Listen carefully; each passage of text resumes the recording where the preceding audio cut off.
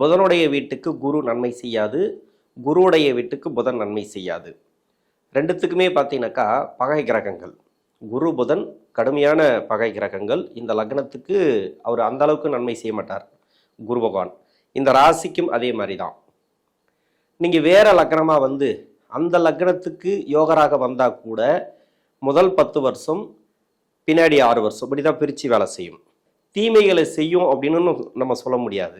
ஏன்னா உங்களுடைய தசா புத்தி, அது மட்டும் இல்லாமல் அந்த சுய ஜாதகத்தில் இருக்கக்கூடிய இடம் குரு. இத்தனை கிரக பயிற்சிகள் ஆகியும் ஒரு நல்லது நடக்கலை, இல்லை நடக்கிற மாதிரி இருக்குது எதுவுமே நடக்கலை, இது மாதிரி மாற்று கருத்துக்கள் நிறைய நீங்கள் வைக்கலாம். என்ன மாறினாலும் சரி வாழ்க்கை மாறலை, இல்லை ஒரு கால் அப்படியே போயிட்டுருக்கு, நல்லாவே போயிட்டுருக்கு. இந்த 2025 என்ன முடிவு எடுக்கலாம், இது எப்படி இருக்கும் அப்படின்னு தெரிஞ்சுக்கணும் அப்படின்னாக்கா இந்த தசை உங்களுக்கு நல்லபடியாக சப்போர்ட் பண்ணணும்.